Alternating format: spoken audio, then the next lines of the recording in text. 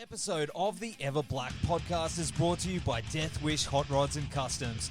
Check out their Instagram for all their new t-shirts, caps, beanies, cups, and the all-new Atomic Death lineup.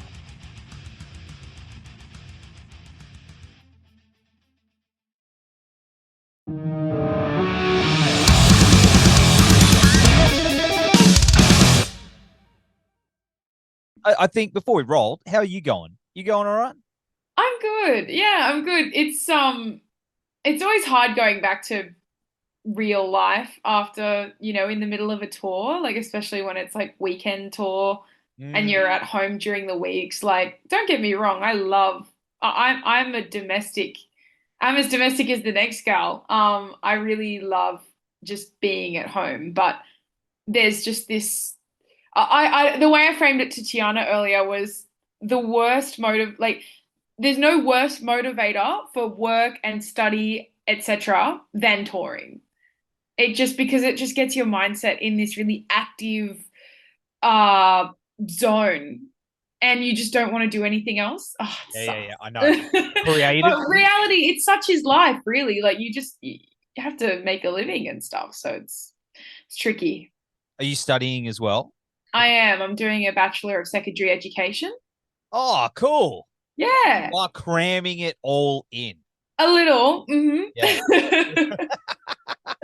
Yeah, I love my studies too. Yeah. It's just different sides of life that I'm trying to squeeze out. But it does get overwhelming for sure. Have you done prac yet? Where you go? I have. And they're like, I did do a placement a few months ago. yeah. And it's funny, I had a year 10, one of my year 10s was the first one to bring up the band. Like I was waiting for it to happen really, because these kids these days they're sneaky and they'll Google you and they actually warn you before you go on placement. Make sure all your shit's on lock and key. And of course someone found the band because obviously all of that is public knowledge. But he actually, the second day I had him, great kid, by the way, amazing, shout out to him. He came in and he knew like all the words to Mr. Magic. It was just wild. Like it was so weird. Like I don't know, like I guess when you're in high school you don't have much better to do. No, that's awesome, but how cool. It was so cool. He seemed to really like it actually, which was great. And I actually had another kid also in year 10 seemed to be the ones that were really on it.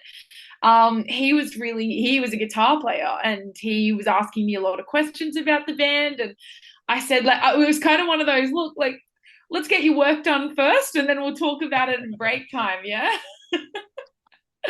I had to sort of balance out I would have talked about it for hours on end, but I had to be in teacher mode then. It was a challenge actually. Mate, that is so awesome. Because I guess it'd be like it's like the Superman Clark Kent thing. You've got to look. You get your superpowers and you got to leap and Oh, look, if I'm blowing smoke, then yeah, sure. But it's a little bit of an alter ego. I definitely have. And I'm passionate about the teaching too. So I really want to find a way to like incorporate both in my life in some way. Obviously, Reliqa takes precedent over pretty much anything. But if I can find myself in a place where I'm, casual teaching in like off tour season, recording season, got to make money somehow, and then doing Reliqa by night, that would be ultimate. That's like Thomas Lindbergh from At the Gates. Mm-hmm. Like legendary metal frontman, like one of my absolute heroes, but he's a high school teacher. Yeah. Well, I actually find they intersect really well, I find especially like if you're a front person of a band, like if you've got a personality on stage, it shows that you can communicate. And communication is a huge skill for teaching.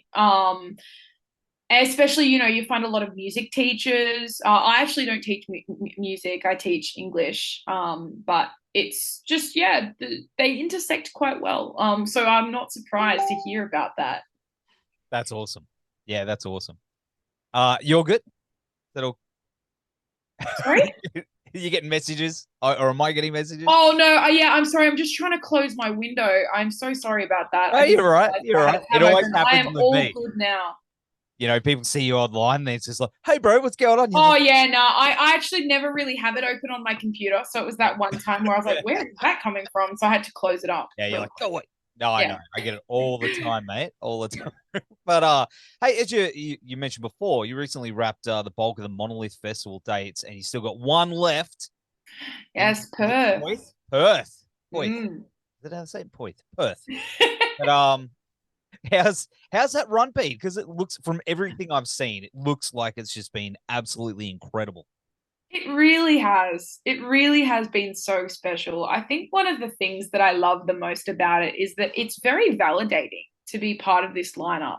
Um, Look, we're playing with bands that we've been looking up to for so many years, bands that even our parents probably introduced us to at some point or another.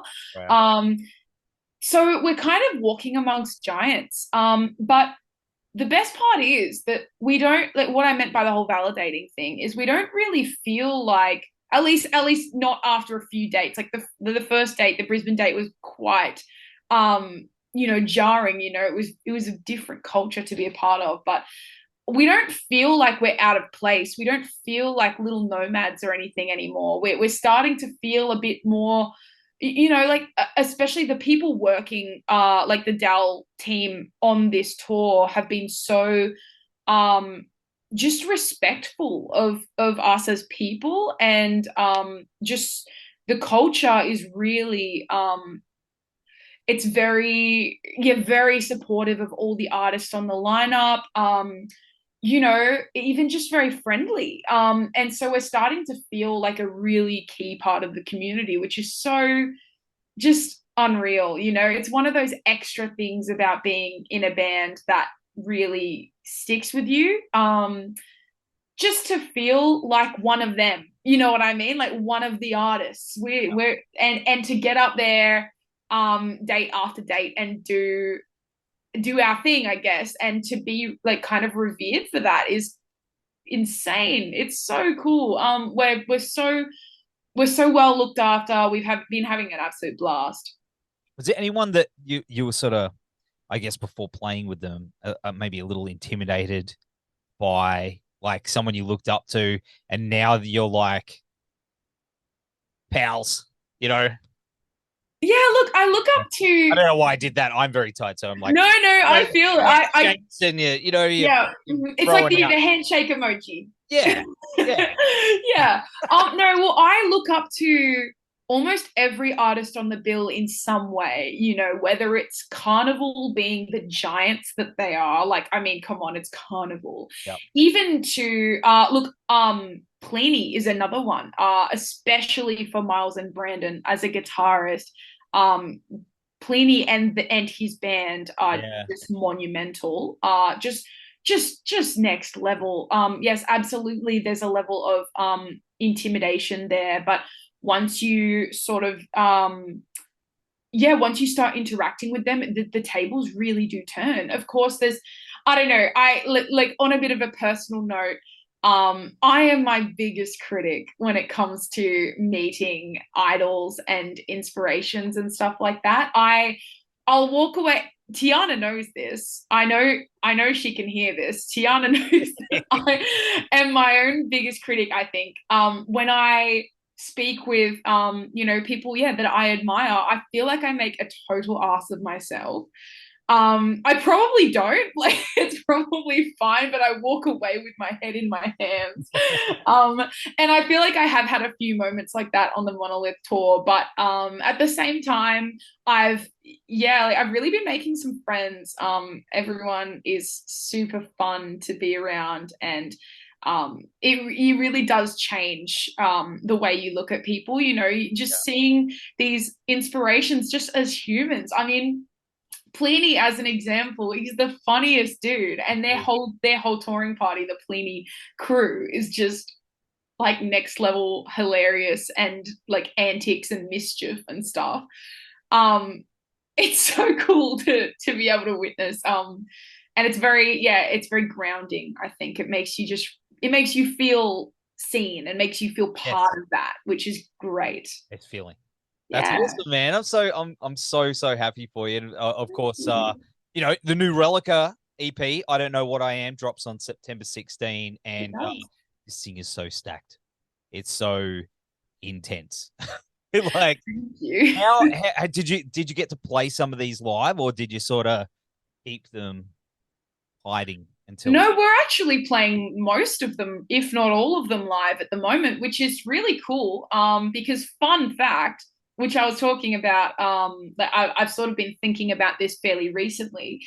Um, it's not until Monolith, and obviously the practice process for Monolith, the rehearsal process, that we had actually played some of those songs in the same room together ever. Oh wow! So because we obviously during the big C, during COVID, we didn't have the luxury of being able to write these songs in the same sphere.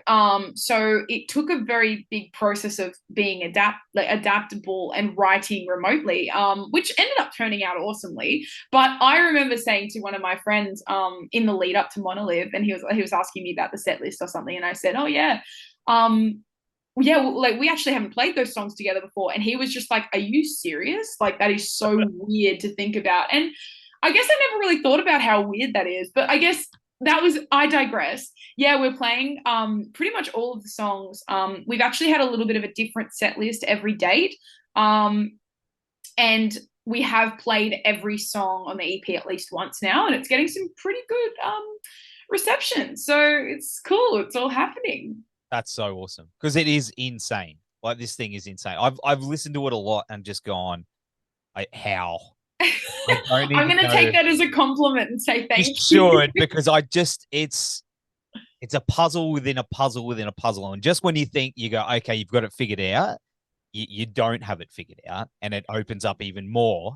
I hear so much, like, not just musically, but vocally, just the different patterns and the different, I guess, characters that you put into the performance is just insane.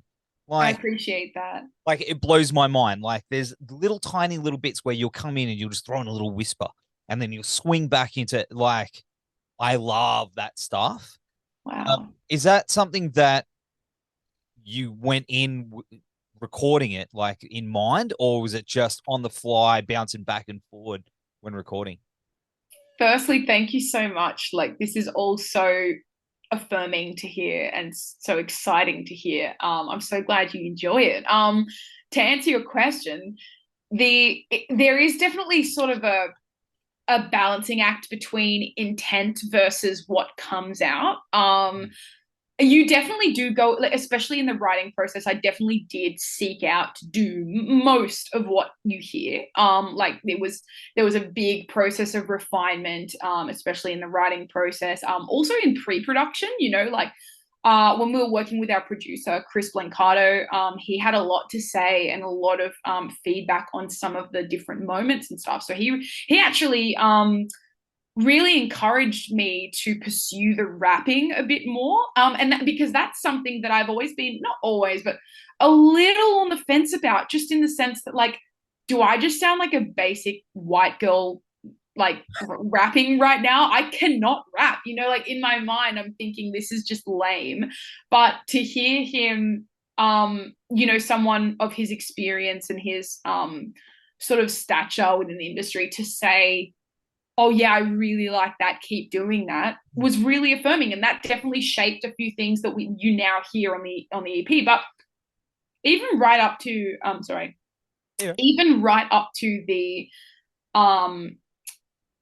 right up to, like, when we were recording the EP, things change right at the last second. They definitely do, to the point where you'll try something and be like, you'll have a moment between me and Chris. We'd have a moment like, okay, and then, like, just, like, kind of try it again and, like, refine it.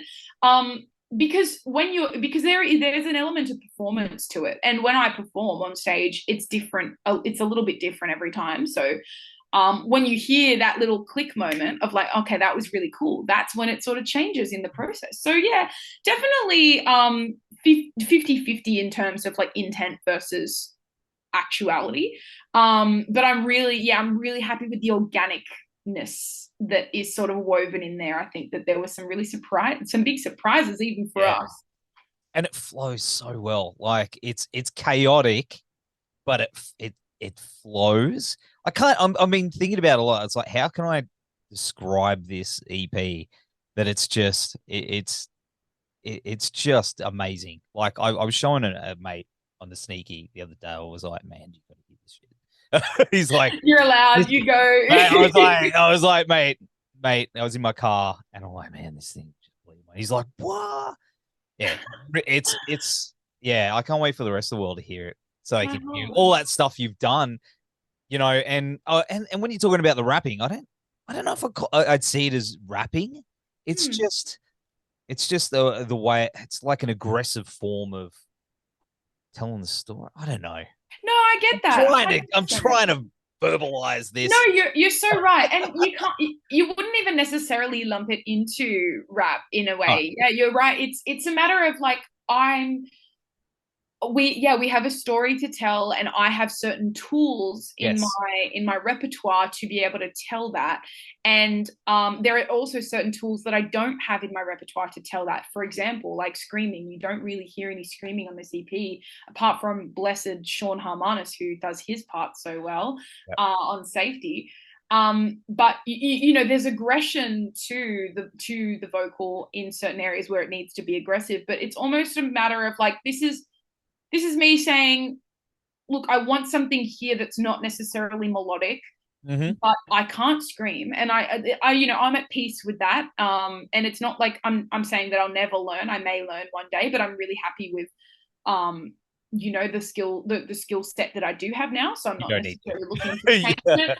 It's almost like a challenge, you know. How can I make this sound new and interesting without that skill? And I think that that's kind of a really cool testament to, you know, even aspiring vocalists out there who may not necessarily have the insane skill set of some of the artists that they may admire. You don't need this much. You just need to be able to work with what you've got, kind of thing. Yes. And I think that that's something that's a message that I really like enjoy putting forward. So hopefully people pick that up. 100%. And you mentioned, you know, getting the guest vocals with Sean from Make Them Suffer on Safety. Man, that's insane. It's just intense. How'd that come about? Like, did you have him in mind? Definitely. I think that we were, as the song was coming together, it was feeling more and more like a metalcore track. You know, your standard traditional metalcore that you hear and love at the moment. You know, your Alpha Wolf, Make Them Suffer, Northlane, a little bit more of that accessible to the heavy community sort of sound. And I think, it was a mixture of things, one of which being sort of, because I wrote the part, and I was thinking a lot about, you know, whose voice would suit this, who has that in their skill set, you know, those real fast. I have actually, because fun fact about, just a little side note, on the Monolith tour, we've been getting a different guest in each city to do that with us. And pretty much every time we've had a new guest up, you know, we've had Mikey from Gloom in the Corner, we've had Jono from Bloom, and we've had Dylan from Deadlights. I'm pretty sure each one of them have said, man, that's fast. So I wanted to make sure that, you know, we were working with someone who sort of, you know, did that in their own music, and, you know, Make Them Suffer is a really great example of that. And they, and then it's sort of the stars aligned, really. You know, we work with Josh as our manager, Josh Smith, and they obviously manage Make Them Suffer as well, and they're mates, they're tight. So it unfolded really organically from there. We sort of knew that Sean was going to fit the sound really well. You know, it was a matter of have our people contact his people, and then it sort of all came to light. And I've spoken with Sean a lot during that process. It was very it was very tight knit, and he just nailed it from the beginning. So it really did work out exactly how we would have hoped. So good. So good. I love it. Maybe I can jump up one day. Yes, I would love that. I would love I'll that. do the caveman yelly thing. But I don't know. We got much time? I'm sorry. We're having a good old chat. That's fine. I'm enjoying it. Yeah, awesome. I don't. Have we got another couple of minutes or another minute, T? Yeah, go nuts. I'm enjoying it too. Oh, we actually don't have another one lined up after this. Oh, awesome. Thanks. It's so funny when the voice just comes out of my headset randomly. The voice of creepy God. The voice of God. But I did want to ask you about the album cover. That is incredible. Like, who drew that? Was it digital or was it hand done? No, so yes, it was. Hang on. Let me let me just first say thank you for asking about the artwork. It is truly one of my favorite parts of this campaign, and I'm so beyond stoked with it. It was a now friend of ours. You know, it was someone we reached out to in Melbourne. I apologize. I'm not going to get his last name correct, but his name is Eben Edjner, Edjne. He is he's based in Melbourne. We reached out to him because of an artwork that he's done in the past of an artist we really love. Her name's Odette. Her album Herald was designed by him, the artwork, and it's a similar concept. You know, it's a portrait but with manipulation, and mainly because of the theme behind this EP, that I don't know what I am, that sense of self-exploration, vulnerability, definitely putting ourselves on the rocks there, and putting ourselves out on display. It felt really right to do something portrait-based, and I was a little scared at first because, you know, I'm not necessarily one to put myself on show, at least beyond like being at the front of the stage. You know, I don't know. It's something that doesn't necessarily come naturally to me, you know, in photography and art and stuff like that. You know, being a self-critical person, as we all are, so it was a bit out of the comfort zone. Spoke with Eben, and he just really ran with our brief, and he made something that still I just stare at and go, wow, like that's me, man. Yeah, It's so it cool. is amazing. I'm so thankful to him. He was really, really supportive throughout the process. I would 1000% recommend him for any projects in the future. Obviously, it's a little unorthodox of a style, for, you know, especially for our genre of music, because Odette is more of a pop artist, so it was a little bit different. But I think that's part of why we love it, really. I love it. Have you got a copy of it? Like, have you got it printed, or I guess a vinyl? I don't yet. When you say physical vinyl, etc., I can't speak too much on that, but I'll just say I think I will soon. Like, we'll see. Like, yeah, well, we're working on it, and we're really excited about that. But I don't currently have a physical copy of it, but I think that is, I would really like one. I think that would be really cool. I work in a printing factory. Mm. So if you want a poster of it, I can make that happen and I'll send it to you. Wow. I mean, look, I would definitely not say no. And if you happen to do that, I would be like, man, that would be insane. Yeah. I'll see what I can muster up. I'll send you a copy of something in return. A high five will do. Oh, beautiful. Yeah, mate. Thanks, man. That's all right. I'll make a note of my down here, and then I'll get you a PO. It really is a special artwork, and it's a really good symbol of the vulnerability behind this record, I think. Especially, you know, in the manipulation and seeing yourself as a bit of a weird, unnatural version of yourself, dreamlike almost. That's very on brand with the EP. Yeah, it's so good. And, you know, I will say, the track Second Nature? Yeah. Man, that got me, like, in the feels. Like That's my really, baby, that one. yeah, it got me You really can good. probably tell. Yeah. Oh, thanks, Nev. It's yeah, I've had a few people mention that track to me in particular, and I'm so beyond like excited that people are hearing that and it's in people's ears now because yeah, oh, when I when I when I when I heard that song for the first time, like mixed, like just the first mix, we were actually all in Brisbane together. We were playing what was going to be the original Full Tilt, which then turned into a Thy Art show instead, which was still awesome. Yes. But we were driving around, we were having a really good time, and Chris sent us through mixes. We were like, well, we gotta listen. So we immediately stepped on that, and that was my first time hearing that song mixed, and I cried so much. Oh man, I just burst into tears because yeah, it really is probably the most raw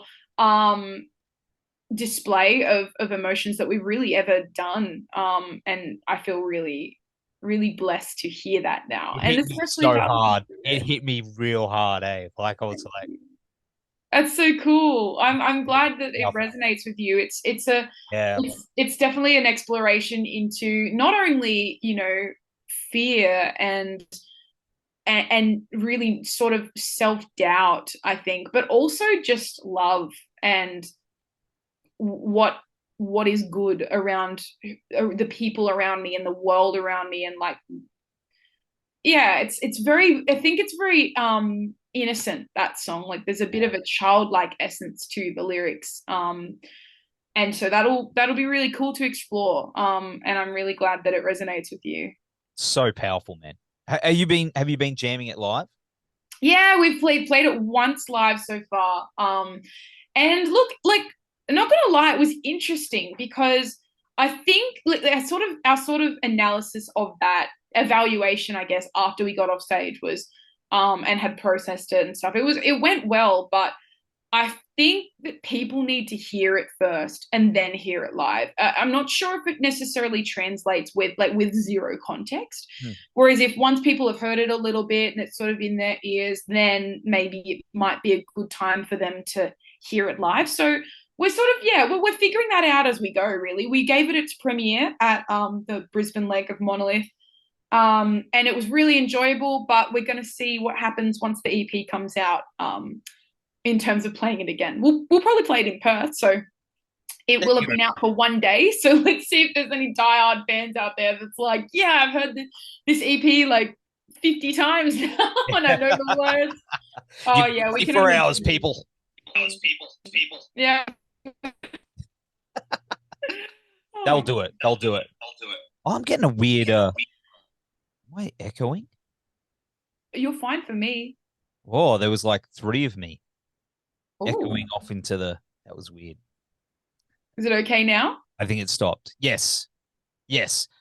All right. So in regards to touring and moving forward past the next Monolith, what do you got cooking up? I know you got something. You would have something. You got a plan. Of course we would. So we've just announced 2 standalone shows. Well, standalone for the meanwhile, but the rest is under wraps at the moment. You know, it's we've got a lot of stuff to start announcing and stuff pretty soon. But for now, there are 2 shows that have been announced, which we're both very excited about. The first one is in Sydney. It's a show with Northlane and Windwaker. So line up, man. Crowbar. That Crowbar, that's it. It's to celebrate Crowbar's 10-year anniversary. And look, we're better to celebrate. Like, we're better to host that lineup than at Crowbar. And what better occasion than Crowbar's birthday? I think it's going to be really fun. I think it's actually almost sold out, if not sold out at this point. So if you want tickets, like Sydney, get onto it. Gotta get one. You know what to do. And then the next one that we've announced is in Melbourne. That's for what we did on the weekend. They're running a fundraiser show for Beyond Blue, so really great cause. That'll be with more Perth legends, Saviour, and Tapestry and Alira. So that'll be really fun. We loved Melbourne so much when we came down from Monolith, and it was our first time. Finally, we made it down there, so we can't wait to go back. That's also in November. And the rest, you'll have to wait and see. We're working on it. I mean, me, mate. Yeah. It's your mate Nev, can't you? Oh, Nev, you know that I would tell you anything. If I had concrete information, you bet that it would be in your ears right now. Yeah, look, like there's a tour in the works. I will say though, it's really hard right now. I mean, obviously, like we're really grateful to have a bookings team behind us, so we're not necessarily the ones that need to navigate that. But venue holds are insane. So many people are having trouble booking at the moment. I don't know the full ins and outs of it, so you'd have to speak to someone more knowledgeable than me. But it's a challenge, and we're making do with what we can do. So we just want to get out there as soon as we can. So we'll make it happen. But it is tricky, and I'm glad that we have people on our side to help us navigate that, because it's crazy without it. I know. Hey, shout out to all your team out there that are behind the scenes. Oh yeah, shout out and a half. Crazy. It is. We feel this year this year and all years beforehand, but like we feel really held and supported at the moment, which is really, really cool, and very special. And we're so thankful to everyone around us. And what about overseas? Is that on the cards? Oh, I am desperate to get overseas, and we have had so much like demand at the moment. Look, I don't exactly know how much demand warrants overseas shows, like how many messages have come to the States that you need to get in order to warrant going there. Yeah. And I do also know that that's incredibly difficult right now, booking overseas, more so right now than ever. But it's absolutely a goal that is not too distant. And we're, working on teams for that as well. It's just a matter of logistics, really, and strategy. So right now, what we're doing is we're playing the shows that we can nationally, getting the acclaim that we can through the EP. We're also writing a lot at the moment. So I guess stay tuned. You can't skip that. You can't just skip that. Okay, well, yeah. You've got something coming up as well. I mean, you're just about to drop this EP and you're still ready to go again? Yeah, well, not quite ready to go.